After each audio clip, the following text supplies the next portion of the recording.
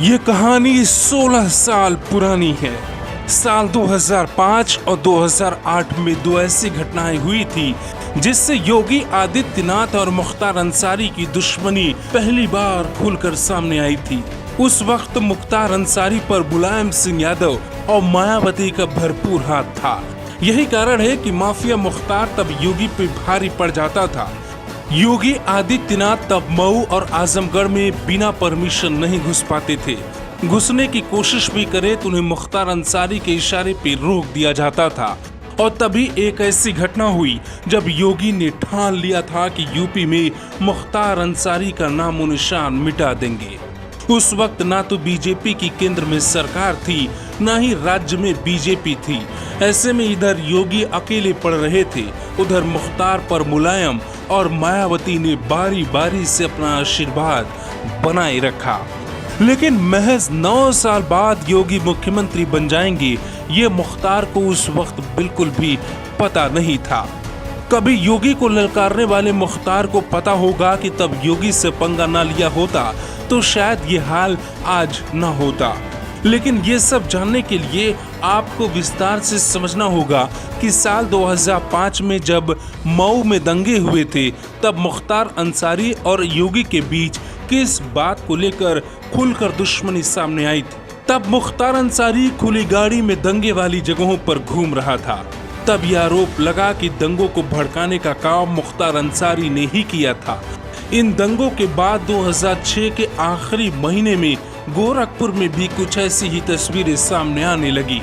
लेकिन उस वक्त के तत्कालीन सांसद योगी आदित्यनाथ ने मुख्तार अंसारी को चुनौती दी थी कि मऊ आकर पीड़ितों को इंसाफ दिलाएंगे। लेकिन उन्हें मऊ जिले में दोहरी घाट में रोक दिया गया। और यूपी की सियासत में दोहरी घाट की राजनीति बहुत चर्चित है। इसके 3 साल बाद 2008 में योगी आदित्यनाथ आजमगढ़ जा रहे थे, तब उनके काफिले पर हमला कर दिया गया था। उनकी गाड़ी में तोड़फोड़ हुई थी, उपद्रवियों ने आगजनी भी की, लेकिन योगी आदित्यनाथ वहां बच निकलने में कामयाब हुए। उस वक्त योगी आदित्यनाथ ने ये संकेत दिया था उन पर किसने हमला करवाया था।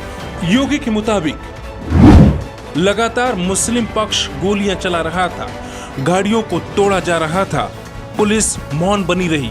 हम लोगों ने चेतावनी रैली की, हम लोग इस लड़ाई को आगे बढ़ाएंगे। जिसने भी गोली मारी, अगर पुलिस कार्रवाई नहीं करेगी तो गोली मारने वालों को जवाब दिया जाएगा, उसी की भाषा में जवाब देंगे।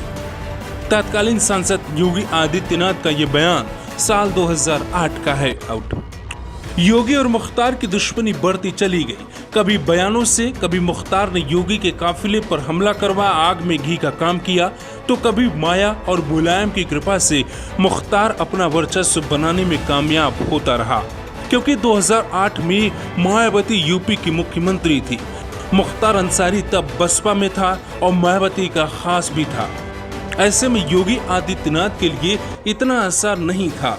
हालांकि बदलते वक्त के साथ कहानी बदली। साल 2010 में अंसारी बंधुओं को मायावती ने पार्टी से निकाल दिया। 2012 में सपा की सरकार बनी और 1 साल बाद ही देश में मोदी लहर चलने लगी। बीजेपी ने लोकसभा चुनाव में यूपी में प्रचंड जीत हासिल की। अगले 3 साल बाद यूपी विधानसभा चुनाव हुए और बीजेपी की सरकार बनी। योगी आदित्यनाथ मुख्यमंत्री बन गए और तभी से मुख्तार का वक्त बुरा हो गया।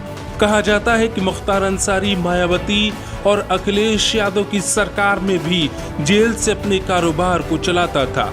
लेकिन योगी सरकार में न सिर्फ मुख्तार के कारोबार को चौपट किया गया, बल्कि उसकी कई अवैध ऊंची इमारतों को भी ध्वस्त कर संदेश दिया गया कि योगी राज है, यहाँ ये सब संभव नहीं है। मुख्तार अंसारी पर होने वाली कार्रवाई पर प्रदेश के कई राजनीतिक पंडित कहते हैं कि साल 2005 और 2008 में हुई घटना अगर उस वक्त ना हुई होती तो शायद योगी आज मुख्तार पर इतने सख्त न होते।